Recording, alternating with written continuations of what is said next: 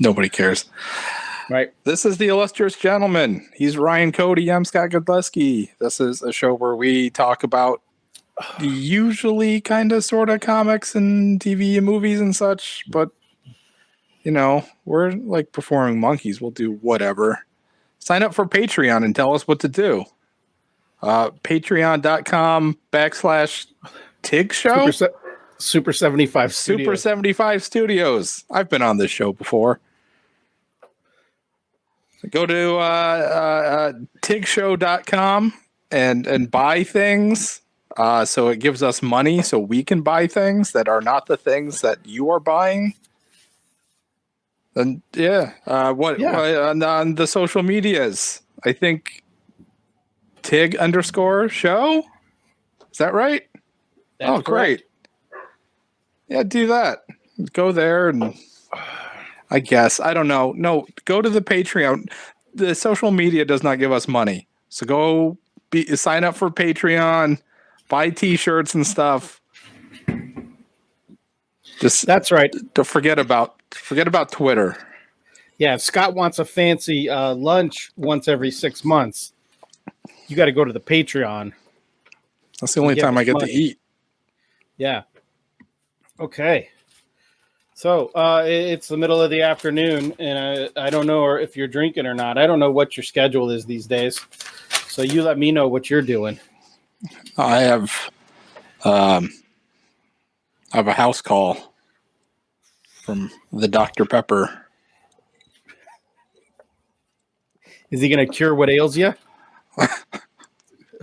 Actually, he's probably going to give you something like diabetes. Yeah, or something. That's right. Right. He's got some diabetes for me.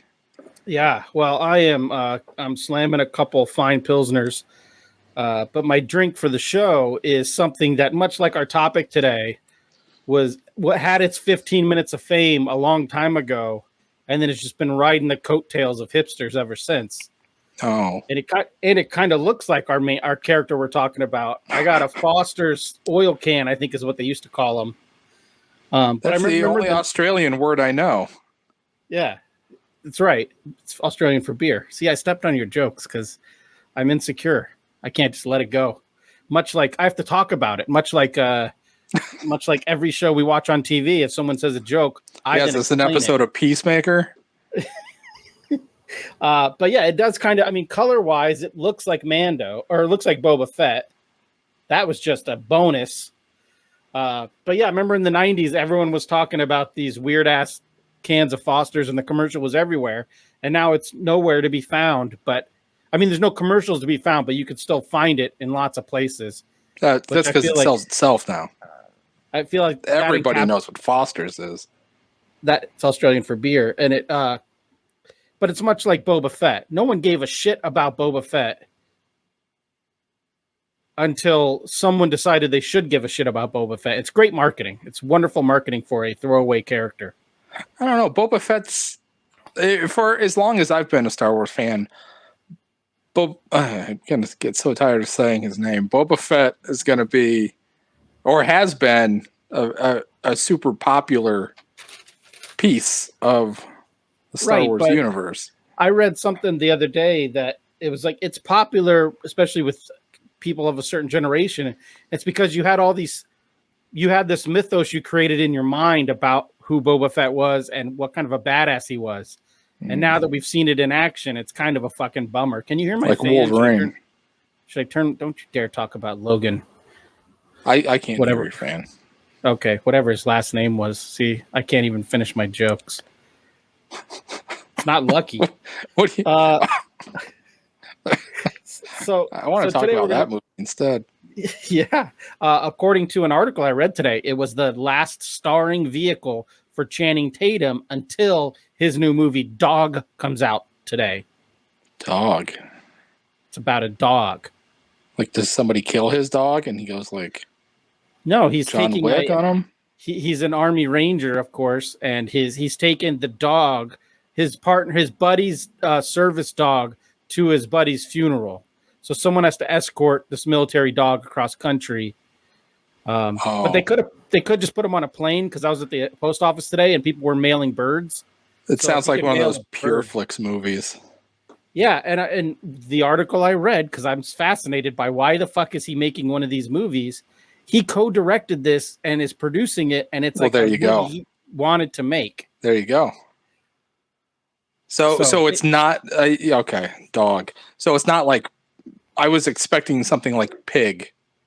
It sounds like it's very No, different from it's much sweeter, I think, than Pig. the Nick Cage Although vehicle. I haven't seen Pig, so I can't. I really haven't make seen that. it either. I feel like I'm missing out. That and Mandy are both on my list of Mandy's pretty good. Nick Cage movies to see.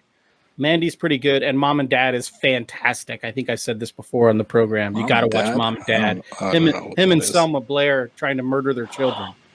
Oh, that sounds fun. Yeah. What is it? The Wally's Wonderland looks terrible. Skip that one.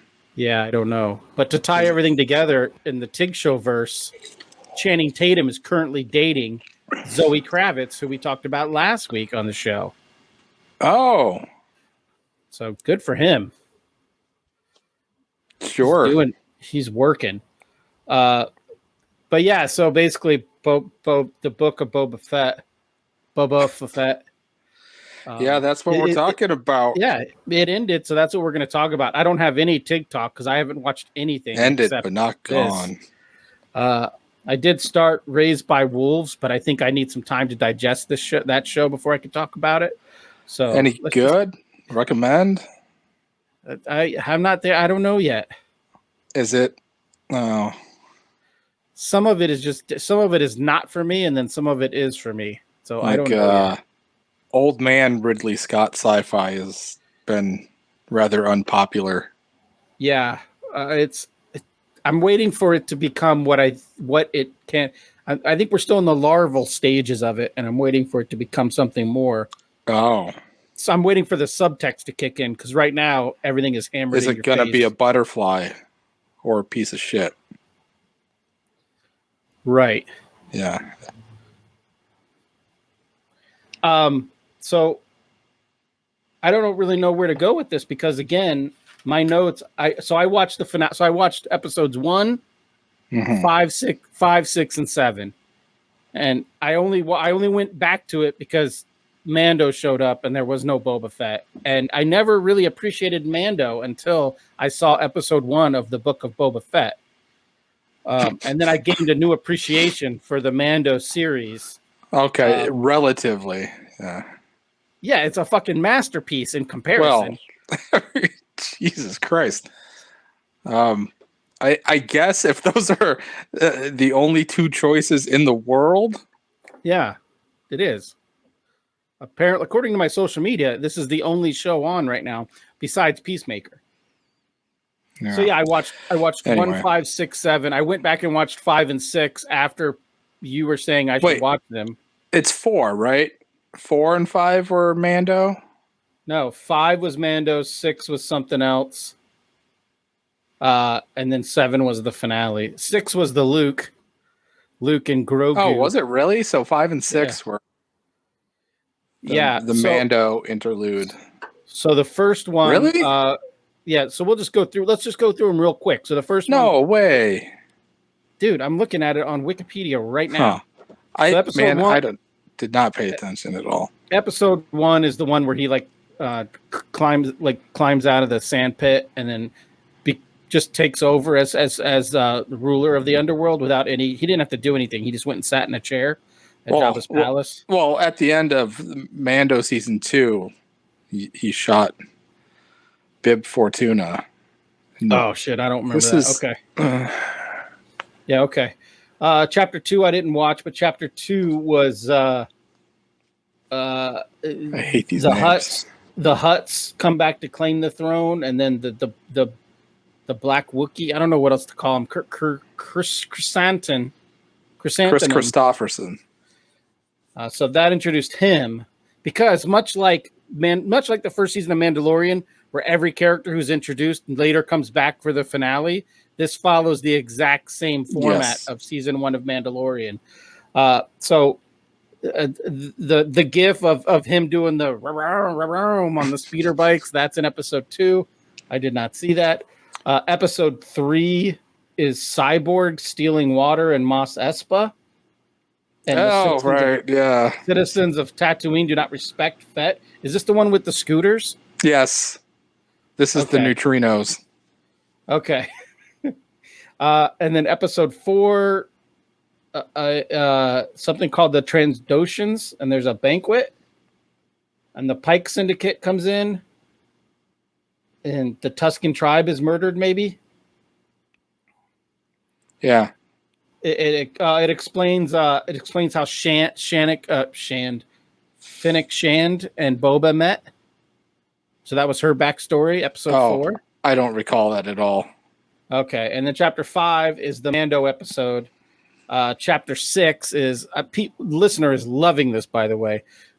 Chapter 6 is the fucking no one wanted to see him, but everyone loves him. Luke episode with Grogu doing flips and shit. The puppet, like they're just literally flinging an action figure in the air, filming it, and shit like that. But it is the return of Mos Pelgo's most famous resident, Cobb Vanth, and that was 6. That was 6. Makes me feel a little tingly. So 6 was worth it, just for fucking 5 minutes. I don't know where Cad Bane came from, like where he was first introduced, but even my wife was like, "He looks badass. Like he's a cool dude." Oh no, drop ass. Just looks bad. He looks like a Star Wars extended universe character. Yeah, I think that's what he is. Yes, but that's also I'm told. My 14-year-old tells me he's from Clone Wars. I think there was Rebels is the other show that I'm thinking of. Right. I think it was Clone Wars or whatever. Yeah, there were 2 Clone Wars and a Rebels. And I saw some YouTube video where the hoses in his face are attached to a device in his throat that allows him to both breathe in space and not be forced choked by Jedi. Like, that was a problem. That happened so often to him. He's like, I got to take care of this shit. Well, the Jedi don't force choke. The Sith force choke. I don't know. Terrible. I mean, Jedi murder babies, so I don't know. But that's where we got Cobb Vanth back in. All on board with that dude. I mean, someone just make a mega cut of all of Raylan in space shit, and I'll watch that on YouTube. Yeah. And then, the Jedi, we'll talk about that. Yeah. And then the 7th episode, the finale, which we just watched, is let's take all this shit from the first 6 episodes and gang them all up, and nothing goes to waste. So if you thought it was weird that Boba Fett jumped on the back of a sand beast in the first episode, you're like, that's weird. He's riding a sand beast. Why is that? Right. I remember that. Because it's going to come back. Everything's coming back now. It's very important. Everything comes back. The Ray Harryhausen monster. Yes. Let's not. I'm all for practical effects, but there's ways to make Grogu and the Rancor look better. Why not do that? Like, why not?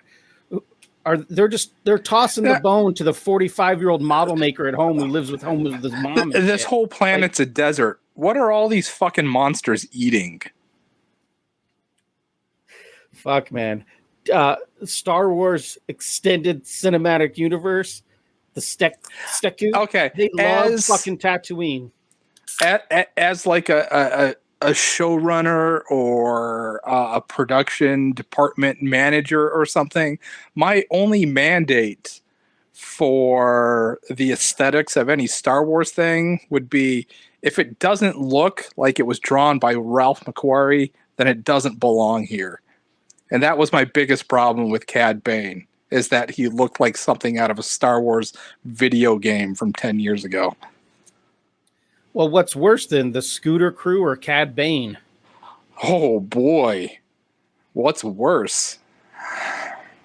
Oof. I mean, the only thing clean in the entire planet is these 2 scooters or whatever.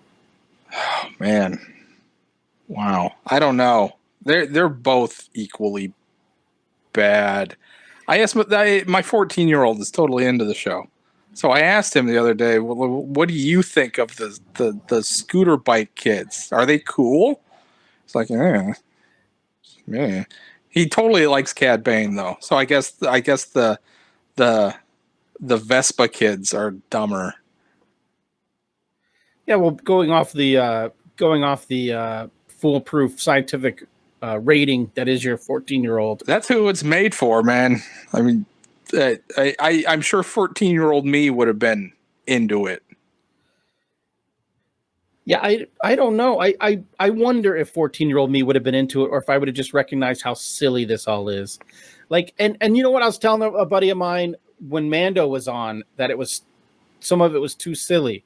And he says Star Wars is silly. Like, what do you think you were watching? Like, what did you think you were watching? Like, it's always been silly. It's always been jokey. It's always been kind of wacky.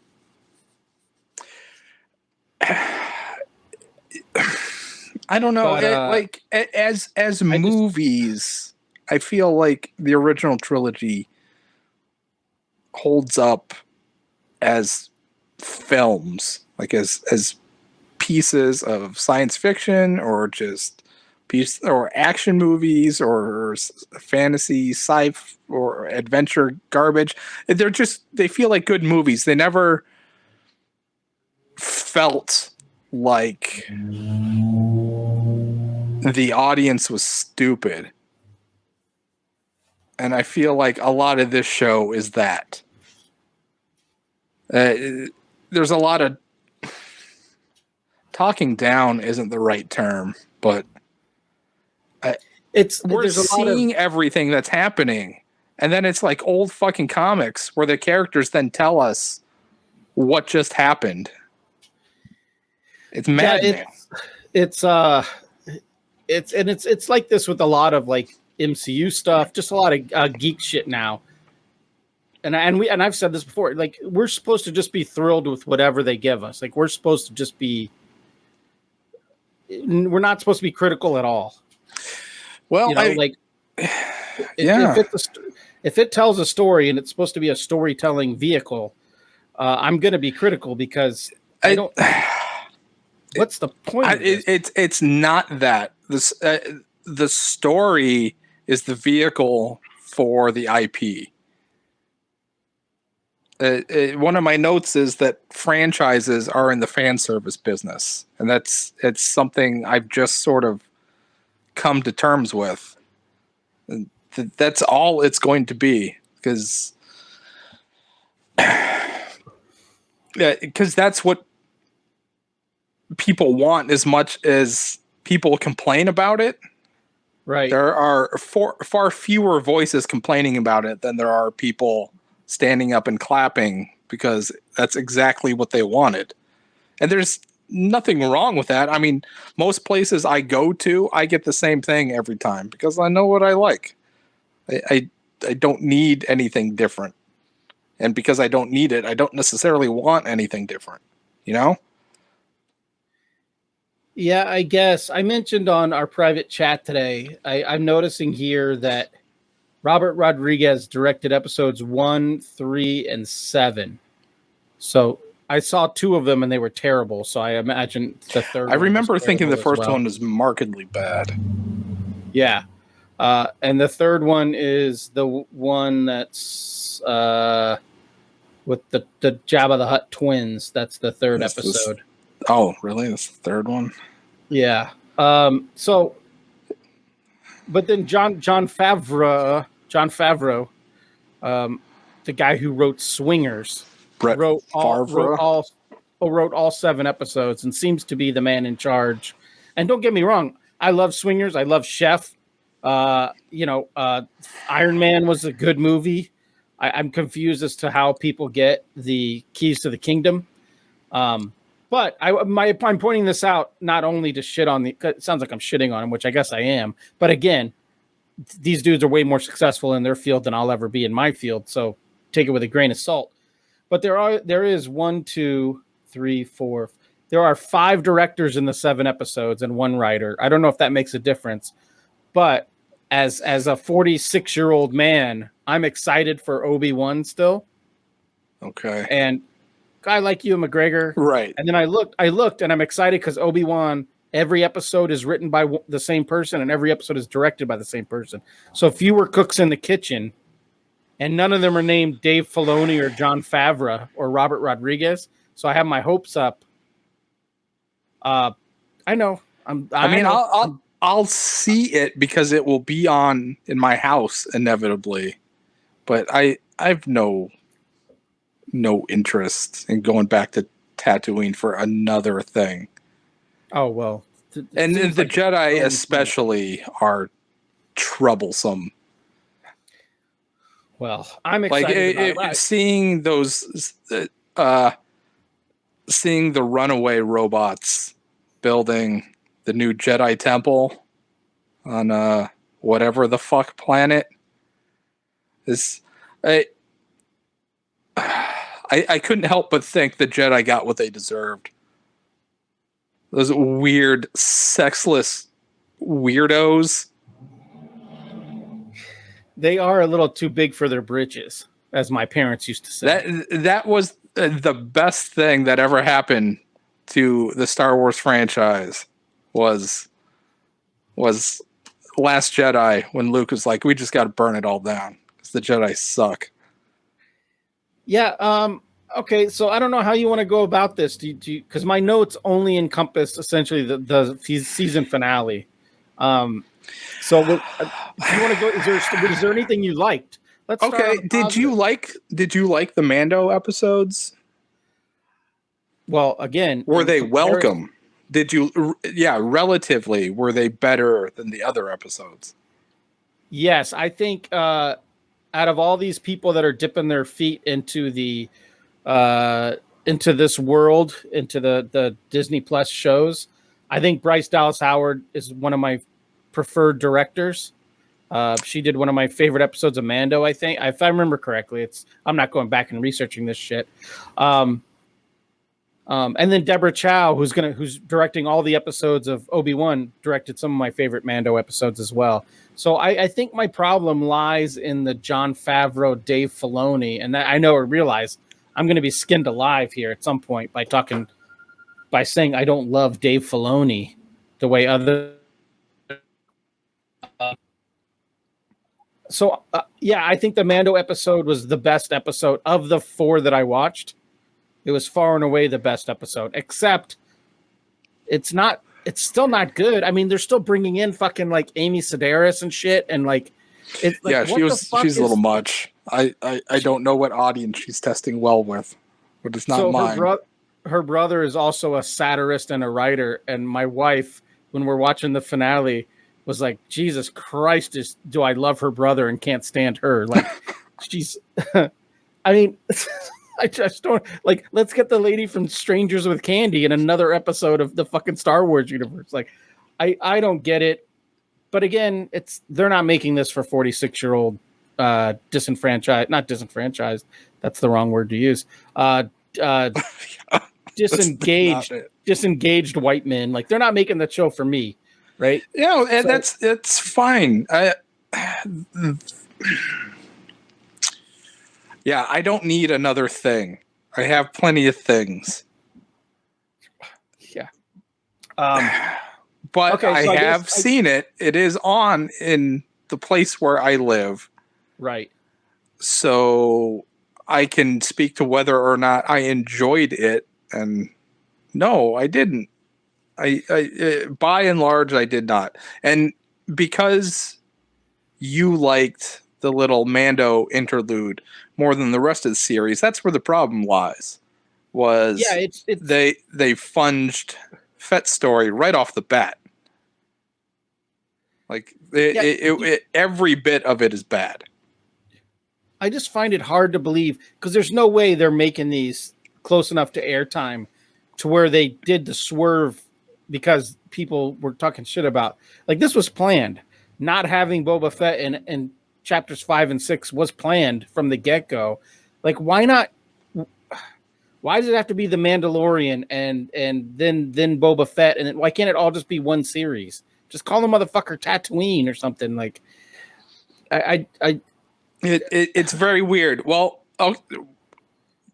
yeah, the title one. I guess start with everything, and at the beginning, the title of the show, I don't know what that means.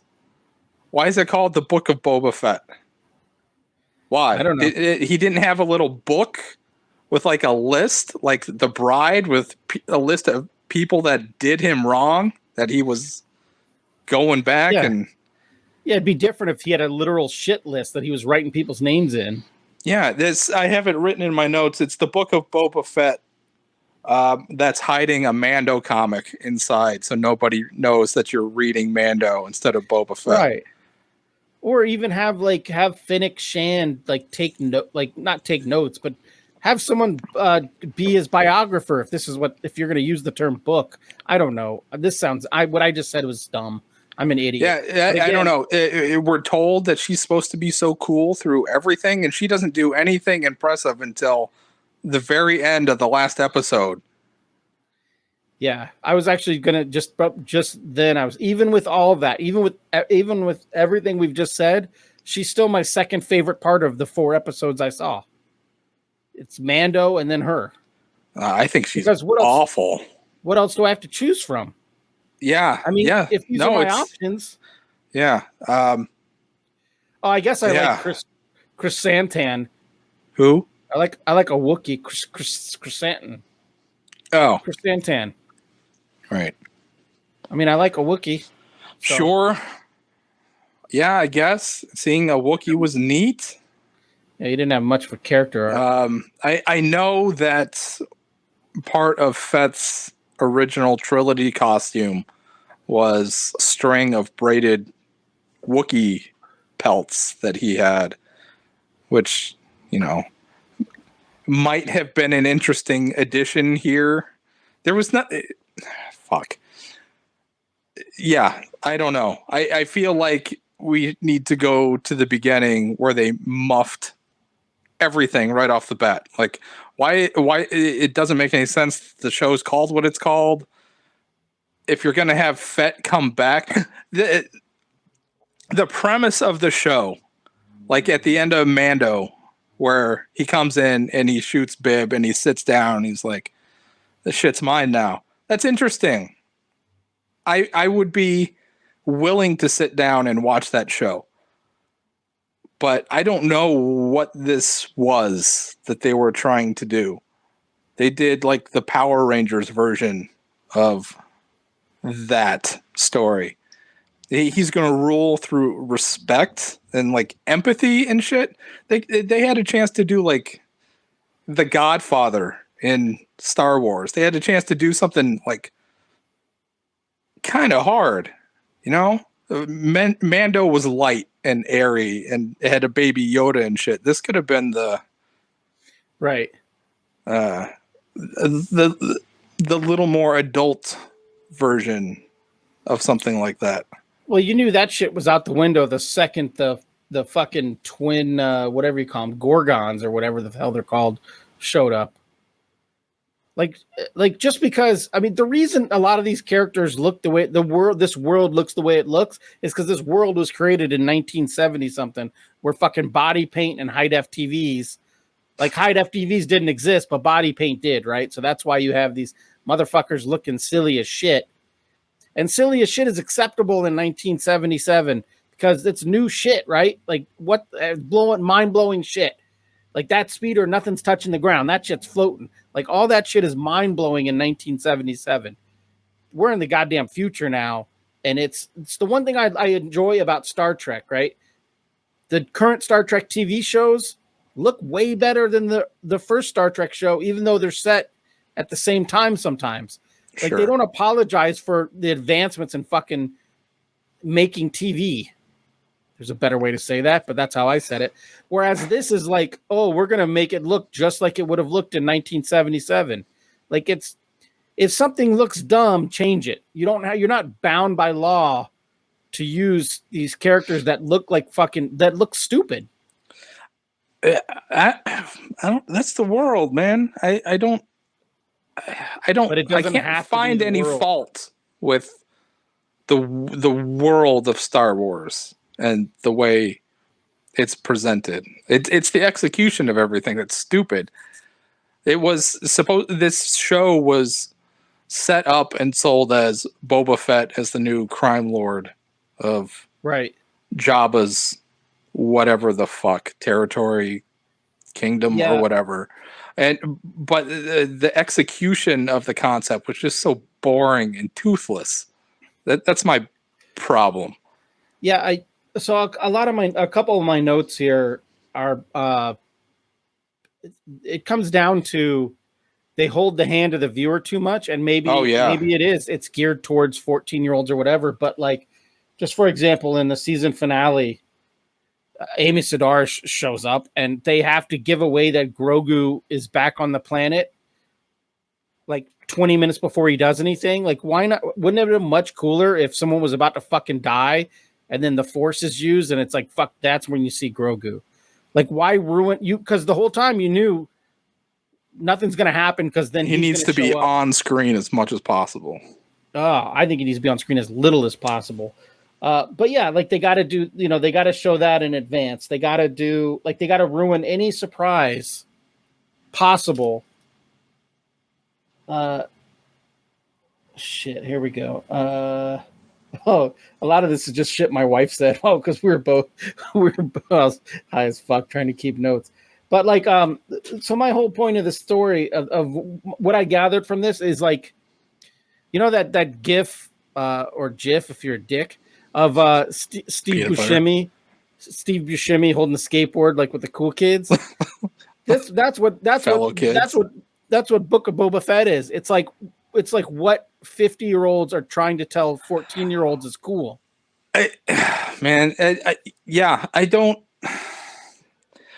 just feel like there was an interesting story here that could have appealed to me.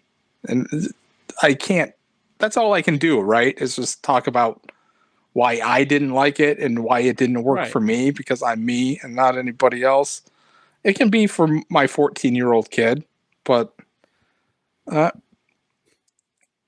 doesn't mean it's better, right?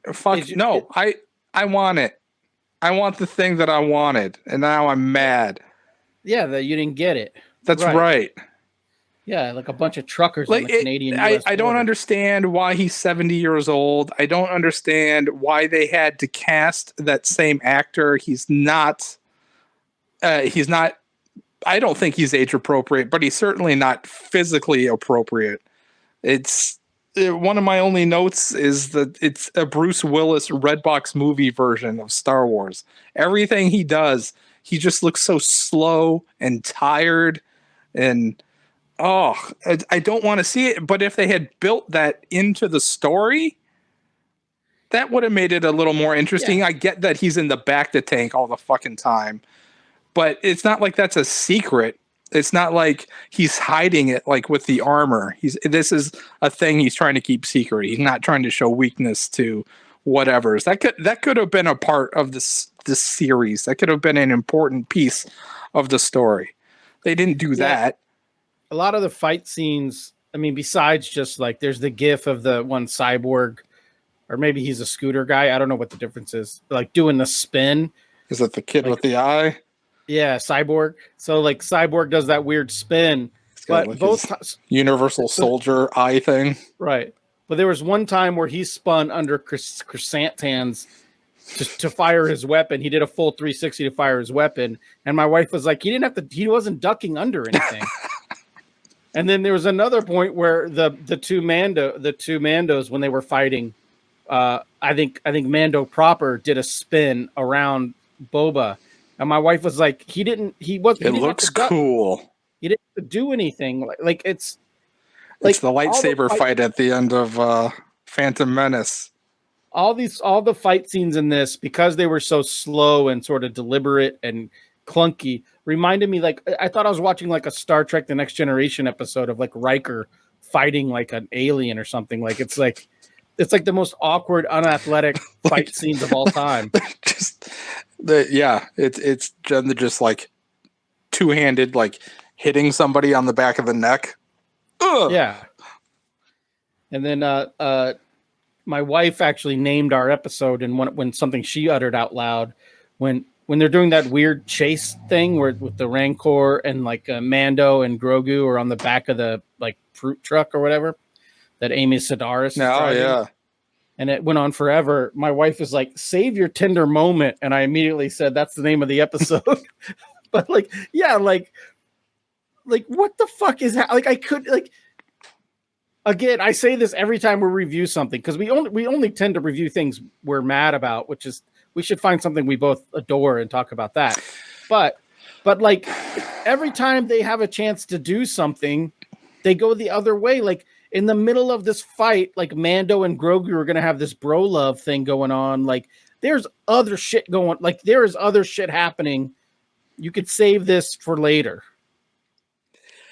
Yeah, it was this the way that they needed to be reunited? They couldn't have done that at the beginning of season 3 of his own show. They had to spend 2 whole episodes setting up where he's going to be. I know it's all filmed like ahead of time. All of these episodes are in the can, and so there's nothing that is being done that's in response. Yes, but it felt like it was. I mean, episode 5. It felt like everybody thinks this is super fucking boring. Just get them back in here. That's what it felt like. I know it's not that, but maybe it is kind of that, just on the part of the filmmakers, the showrunner, and everybody would be like thinking this isn't working the way it's constructed. We need to give this a shot in the arm somehow. Yeah, it's almost like Robert Rodriguez and Jon Favreau thought that they had a 5-episode season, and then oh fuck, what? It's how many? It's 7. Fuck. What are we gonna do? And they're like, "Don't worry, Bryce Dallas Howard's. We got her on the phone. Dave Filoni's sleeping on my couch. We got it. Don't sweat it. We'll make this work." We haven't even got into fucking the Luke. I understand that Luke Skywalker is a character and it's not Mark Hamill. I get that. I despise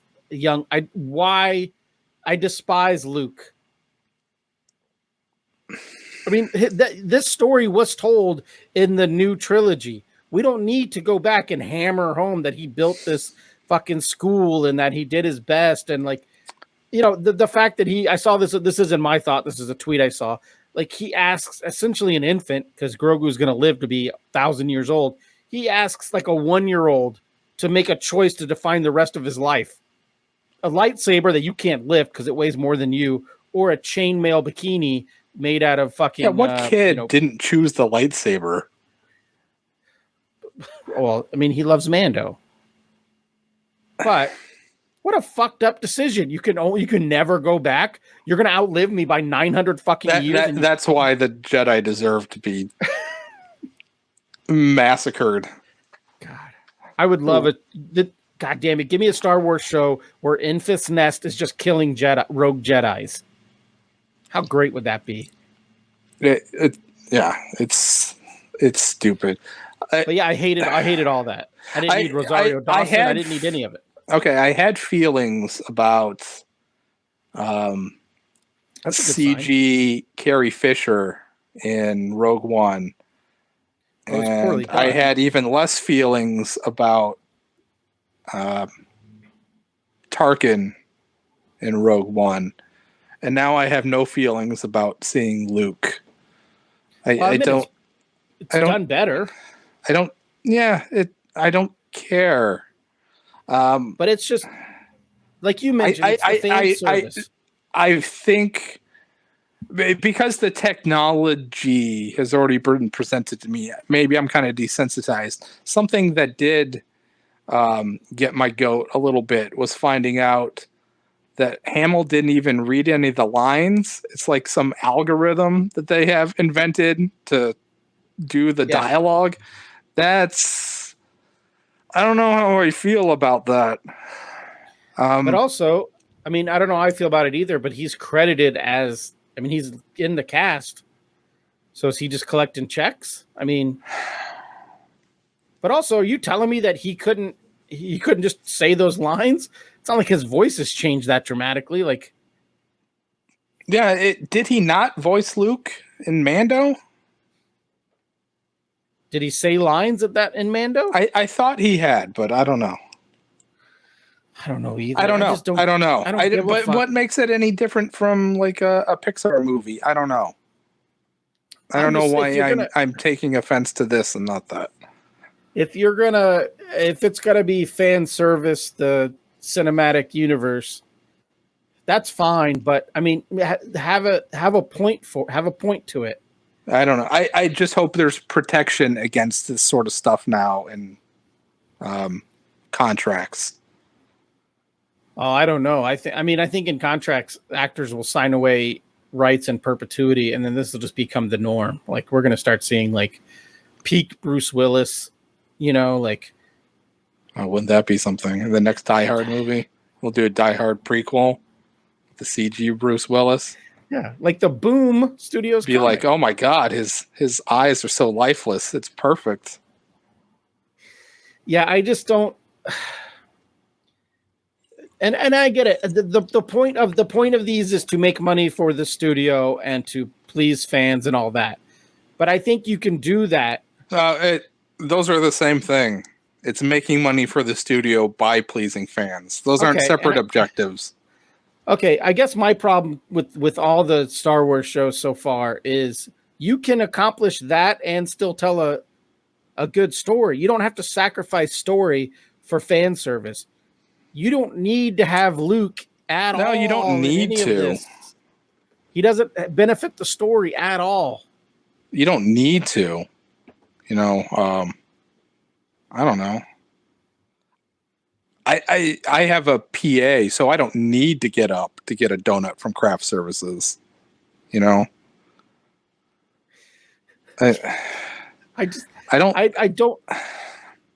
understand what they're picking and choosing and why. And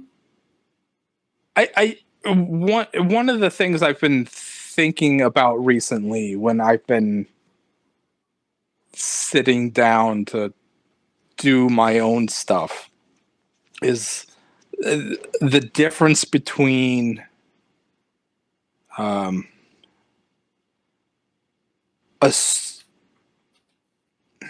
singular story and a story in a world.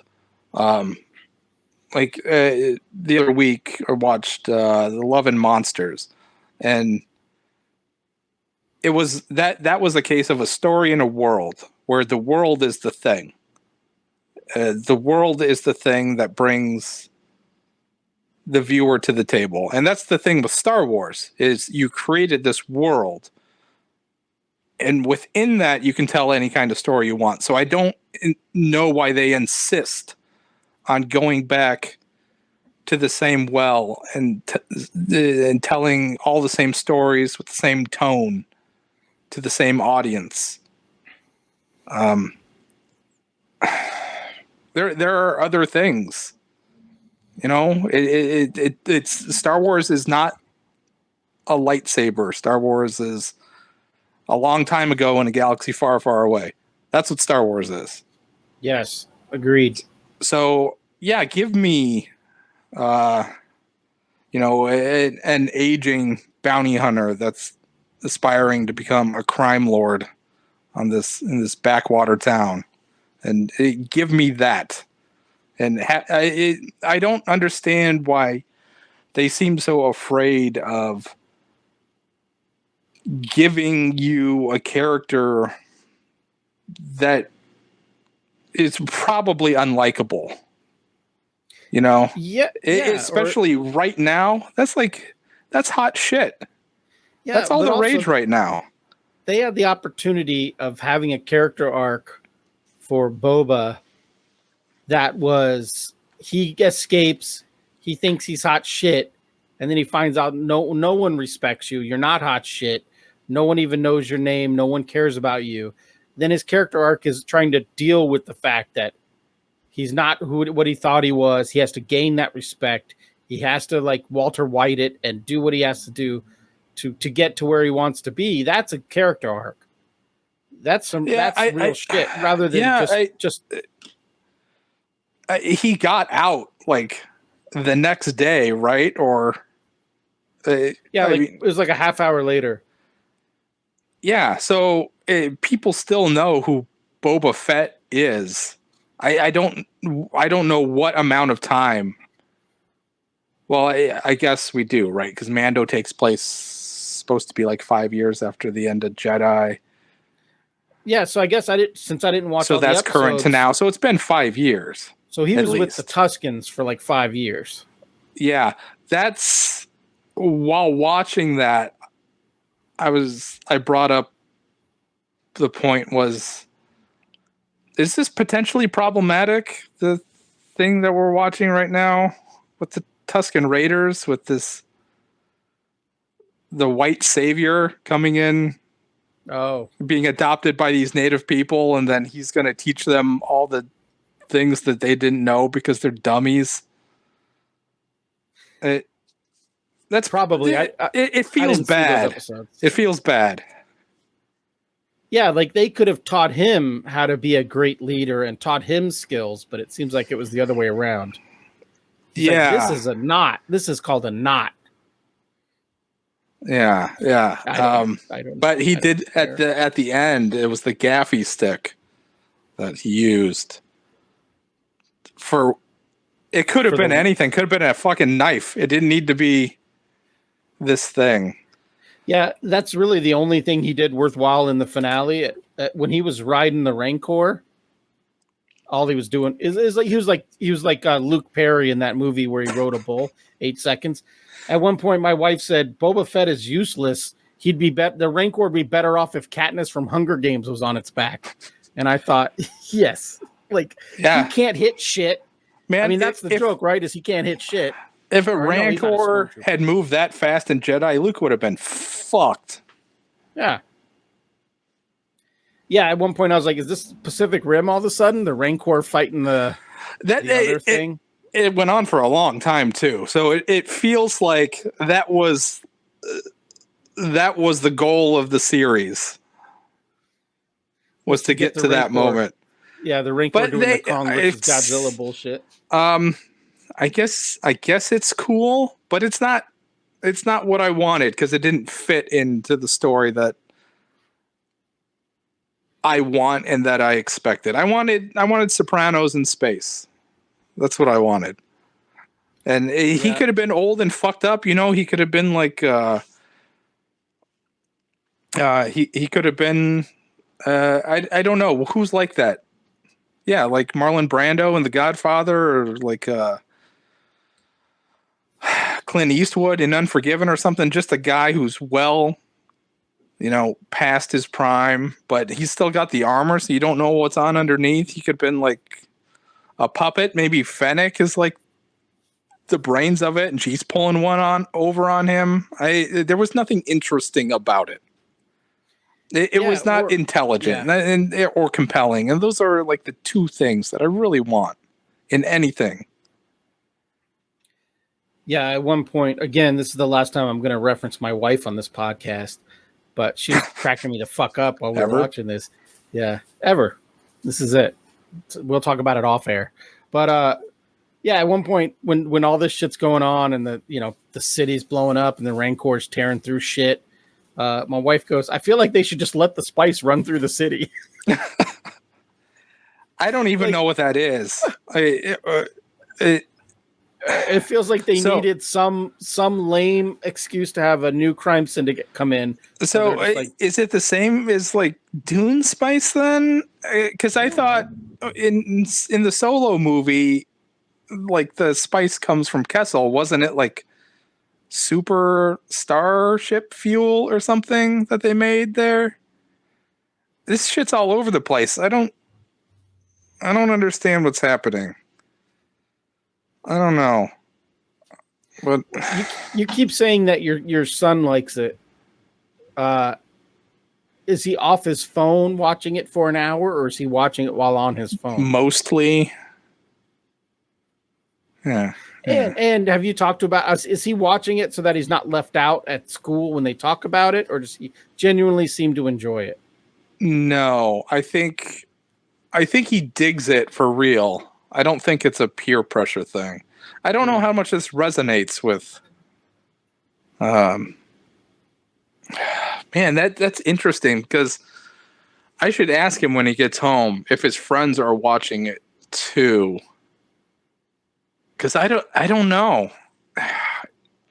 I only watched Man, I episodes don't 5, know. 6, and 7 because my friends were watching it and told me. I watched it because of peer pressure.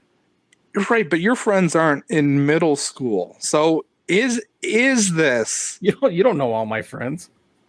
a series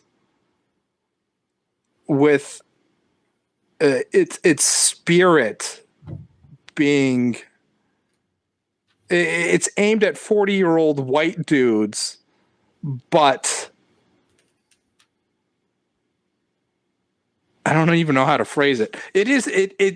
It's made, like physically made and produced and written and acted for 14-year-old boys, but it's a product aimed at 40-year-old white men who enjoy it even though it's for babies.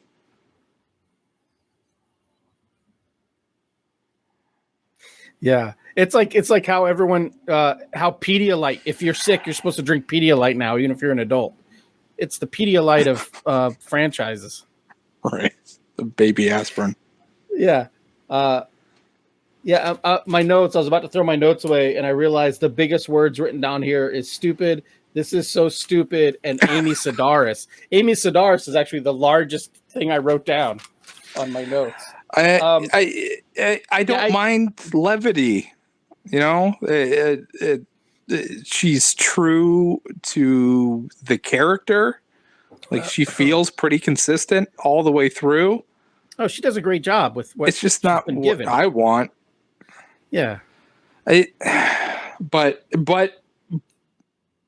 it fits like tonally in what they produced. Again, Yes. it's just not what I wanted or what I would have done. They had, in my estimation, an opportunity to do something really interesting and different. I mean, that was one of the big compliments given to Rogue One, right? Is that it was a war movie. They did something different. Yeah, that's why I enjoyed it. And for the most part, I probably would agree. Did it succeed on what it set out to do? I don't know. But, you know, they did something different. Last Jedi did something different. Right, but it did something different within the confines of the same shit. Yeah, which is interesting. Do something different. Like, I was bummed when it came out last couple months ago or whatever that Catherine Bigelow's, like, I think it's Catherine Bigelow's, the Rogue Squadron movie was scuttled. Like, I was excited about a fucking Top Gun in Star Wars space movie. But no, we're going to do more of the same shit. We're going to milk that Tatooine pig. I actively dislike the Jedi, and I can't fathom why people are so into it. I don't understand, and it really. I've seen a lot of recent stuff with George Lucas and him sort of talking about heroes and all of that shit, and the way obviously he is pro Jedi, like this is his thing, which makes me question a lot of his moral fiber. It's this, yeah, I don't know why is everybody, it's the laser swords, that's it, right? That's it. Well, it's a Christian, it's a religious allegory. It's the laser swords. It's a cult. Yeah. It is weird. Yeah, I just scrolled down on the Wikipedia page. Apparently, the Book of Boba Fett is so closely tied to the Mandalorian that in production they were labeled seasons 3, episode 1. It was produced as if it was the 3rd season of the Mandalorian. I mean, who gives a fuck? But what's the fucking point then? Not every fucking character needs their own show. No, I would. Yes. You know what? That ending bit with Fett going into Jabba's palace and taking over and sitting down on the throne, I would have been. That's cool. That's all I need, though, because 100% guaranteed what I would have imagined after that is better than what we got. Because this is one of those cases where, yeah, I could do better. Absolutely, for sure. Yeah. It's the problem with giving something that looks cool, like for 5 minutes, 5 hours of screen time. Like, these writers had to be like, God damn it. That's why 20% of the season is devoted to other characters. Because, like, no, they should have seen this from the jump and not done this. When I was younger, Fett was awesome. Except they made a lot because of money. he looked cool. But his on-screen time consisted of Luke slicing his gun in half and then him accidentally getting knocked into a monster by a blind Han Solo. So it's not like he ever did anything badass or cool. All right, let me pull in a third opinion real quick. A live third opinion. Oh. You're my age, roughly. Jason. Quick question, because we're about the same age. Okay. Did you have any affinity for Boba Fett when you saw him as a kid? Oh, yeah. Oh, I couldn't like something cool. Did you think he was cool enough to become what he's become? He looked cool. Yeah, he was. He was a mysterious ranger in the Star Wars special, and then he was like, I watched the Star Wars Christmas special. Okay. And like I saw the movies cartoons. Hey, that's fucking cool. Okay. By the time he showed up in the movie, like, it's a fucking guy, and he's just badass enough to fill in. Okay. Like, what's it called? Boba Fett had been teased as a figure and as a character in like parades and shit long before the movie ever came out. Okay. So you saw Empire. So he was the original. He was the original fan service. Kind of. Yeah. Okay. You saw him in the movie. Yeah, you were like, fuck that guy. Yeah, I don't know if people picked that up. I did not watch the Christmas special and shit. So when he showed up, I just thought he was just another fucking he's dude. riding a dinosaur. All right. Maybe the Rancor scene is a secret callback to fans of the holiday special. Maybe. I'm sure it is. I never had any affinity. That's what YouTube will tell me, I'm sure. Yes. I had a great geek moment when the Rancor showed up again. I turned to my wife and I was like, I got paid to draw the Rancor for a commission. And she was like, I don't fucking care, man. I don't fucking care. Yeah, Danny Trejo showed up with the Rancor. Did he? Yeah, would have loved to have seen him more. Okay. No. Did he have this show tacos? sucks. Yeah. And look, I'm happy for people that liked it.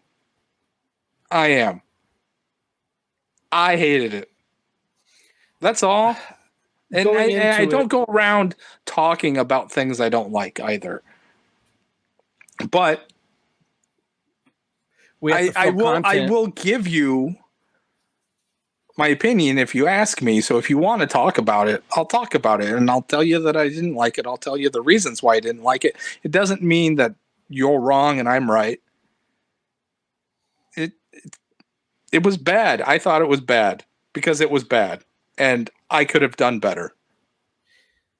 Yeah, when it was announced, it was the project announced that I thought immediately could easily be the worst thing they've done to date. And I had low expectations for it. And when I watched we fucking did a whole sideshow for the first season of The Mandalorian where we basically did this for 8 episodes. And I watched every episode of the second season of The Mandalorian. And I dropped off after the first episode of Boba Fett. It was so fucking bad. And it's not just that not only did I not enjoy it and I thought it was just poorly done on every level. Yeah. I had no belief that it would get better. And I'm glad to find out that it did That pans not. out. I was right. Yeah. I was right. Yeah. Yeah.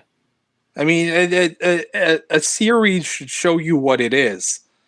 If not, in the first 10 minutes, in the first episode. And so you could judge the rest of it by that. That's what it's going to be. If your first episode of whatever is incompetent and boring and lazy, you can be pretty confident that the rest of the series is going to go the same way. Yeah, I don't. Okay, so I'm going to read some things here on based off of reviews. Some dipshit. Oh, he's probably a nice guy. I don't mean that. A guy who works for The Ringers. This is all from Wikipedia. The Ringers, Miles Surrey, described the Book of Boba Fett as the single most bizarre experiment to come out of the Star Wars pipeline, though it was hardly ever boring. Experiment? I wonder what he felt like it was trying to do. I take umbrage to the fact that he said, though it was hardly ever boring. But then it gets better. Nick Wanczarski of the AV Club said that it was a very watchable show, but he also said it ended the same way it started. A mess. But he also said that the train heist scene was rad. That was my 14-year-old's favorite episode. I didn't watch that one. Even after seeing the finale. Like his favorite part was him riding the Rancor, but his favorite episode was the train. Interesting. I think you need to sit down and have a chat with your kid. Because if you don't correct the behavior now, it's just going to get worse. Yeah. I watched 4 episodes out of 7. Rad is not a word I would use to describe anything that happened in those 4 episodes. I do like the new ship better than the Razor Crest. I like the fact that he has a hot rod, Mando. Oh, again, hate not the you hate it? Yeah, like a lot. There's parts because where's he going to put all of his bounties? There's that, and it's going to sound small and. No. And maybe childish of me, but anything associated with the prequels, I instantly throw out the window and have an automatic dislike for, no matter the context or how they're used. So seeing a Naboo starfighter, all I wanted Mando to do was maybe try spinning, because that's a good trick. Somebody got that. You're awesome. How much do you think current critics are just because in a social media world they just want other people to retweet and to give them, so these people are not actually critics, they're, I don't believe, I used to be able, the whole idea, let me go back to like the 70s, right? When I was a child, even the 80s, critics were people who could put aside their personal feelings and judge something on its merits. But this one dude, let's blow this fucker out. The Book of Boba Fett could never match the adventures that existed in fans' imaginations, but it earned its commission with the spectacular set pieces and Tamira Morrison's commanding presence. Metacritic said. He's so bad. But also Morrison is so bad in this show. But also Metacritic gave it a weighted average score of 59 out of 100. That's an F. That's an F. The problem... so being a dissenting voice right now in the pop culture landscape gets you painted as either just a contrarian or a troll. Really. Yeah. It'll lose you a coloring job where someone else can swoop in and grab it. So genuinely not liking something and being honest about your opinion is unpopular. And Yeah. it won't get you all the clicks that you're looking for. So unless that's your brand, right? There are individuals and places who have built success on just being shitbags for no reason other than be a shitbag. This podcast is the Perez Hilton of pop culture podcasts. Right. Yes. Milo Yiannopoulos of podcasts. Oh, now you're going to get us canceled. There's so many professional storytellers that I follow on Twitter who seem to like these shows that I often have to think, is it me? Do I have to question my own self? Because so-and-so who I respect says they like this show. But then also you got to weigh that with the parent companies of all these shows are essentially our employers. So how much of it is real? How much of it is fake? How much of it is they're people don't want to hang out with assholes. So there is part of it just being liked. Like, say you like it because everyone likes it, and then you're a likable person. Yeah, and at least you don't talk about it. You know, I don't go, and because one, that's a bummer, right? Don't be the bummer, and two, why are you giving energy to anything you don't like? I'm not going to go on Twitter and talk about Boba Fett and how bad I think it is. One, because I don't want people just thinking I'm, a contrarian troll and a douchebag. But also, if I'm going to give my time and energy to something, amplifying the reach of something, I'm going to give it to a thing that I like. Right, but every time, that's counterintuitive to when we do these episodes on the podcast. And I was thinking about that earlier this week. 5 minutes. Yeah, that this is because you mention it a lot. Doing pause shows. Yeah, a lot of what we do is this. When we do Spider-Man or movie reviews or whatever, you're like, or just. I feel like you try to. I don't know. Rein me in a little bit. I'm being the guys I just called out on social media. I'm doing the same thing. Yeah, I will say objectively that these 7 episodes were terrible television, and I still watched 4 of them. Yeah, what is that, man? Like. I think I think it is. It's like middle-aged like if we don't watch it. I don't know. People loved episode 5, so I was like, "Fuck! Do I have to now watch episode 5?" I wouldn't watch I would not watch a lot of the stuff that I do if I weren't around the people I'm around. Yes. Like if it's just me, I'm not watching Peacemaker. I'm not watching Book of Boba Fett. I'm not watching. I can't think of a third thing right now, but my Netflix history is filled with them. I'm not watching those things because I know right off the bat whether something is for me or not, or whether I'm going to enjoy it, and I don't need to finish anything. I don't need to see how it ends. I was done with Peacemaker after 2 episodes, maybe. But I continue because people want to continue. Yeah, that's a different show. And I think it's one we will disagree on. Maybe. I don't know. Yeah, you could do the show.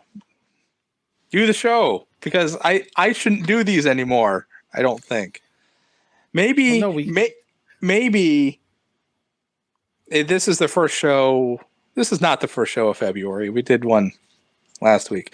We should dedicate a month to just good Positive shit shows that we like.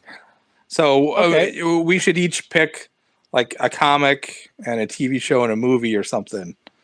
And we should do Present one them. show dedicated to each of those or something. Yeah. All right. Yeah, like 1 week will be a comic we each love, 1 week will be a TV show, and 1 week will be a movie. There you Posy go. stuff. Yeah, so I just Googled it because you mentioned it earlier. It looks like Love and Monsters might be on Hulu or Prime. Do you recommend that movie? I do. I was trying to think of what I had seen recently. And I think It Follows was the last movie I saw that I enjoyed. I know that was last calendar year. I don't remember when though. But yeah, I have it's a I don't know. It's there's not a lot of moving parts. It's not plotless, but I thought about the way it was constructed a lot about after seeing it. Right. Because there's no there isn't a story. There's nothing hidden. There's nothing there's nothing in the story that feels like it needs a storyteller or a writer, or it's hard to describe. It's just a thing that happens, right? So you establish the world, and then you have a character, and you just give them something to do, and they go do that, and that's the movie. It made me think maybe I'm overthinking things for myself. Like when I sit down and I start banging out stuff, and I want to put something together, and you're brainstorming things, and it's like maybe you're getting in your own way, because this thing worked, and it was almost like a driverless car. Yeah, I like type of stories that have an environment or a world they take place in. So it almost gives a set of defined rules or a set of boundaries, and then tell a good story within that world. Yeah, that's all of the dystopian wasteland genre, right?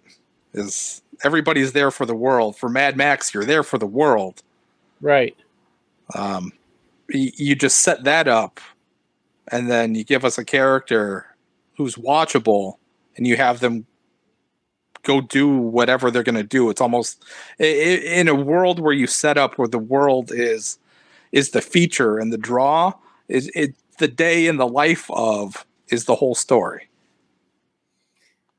Yeah, agreed. And to go back to today's topic, give me 6 solid episodes of the rise to power by this one character, as opposed to he's in power in the first episode and then someone else he has to, like they did this in The Mandalorian. It's like they already did the face off. They already did the guy fighting against the larger syndicate or the larger power.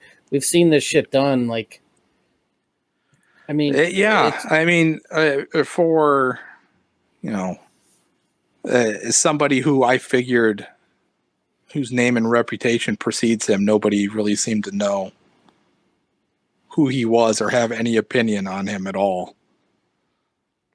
And don't cast Stephen Root in your Star Wars show. Isn't he the Have you seen my stapler guy? Yeah. He was he was the judge in Justified. Got bit in the dick by the snake. Yeah. He's good though. I like him. I don't know if he deserves to be. I don't know if he should be in Boba Fett. Not deserves. I don't know if he should have to be in Boba. This is the thing. Fucking people are in these recognizable actors are in these programs because I think they're like, oh shit, people watch these. I'll be in a very big, like Jennifer Beals does not need to be in fucking Boba Fett. I don't know. Maybe she did. There's a part of my boner that since I was like 12 has been dedicated to Jennifer Beals, and it's gone now.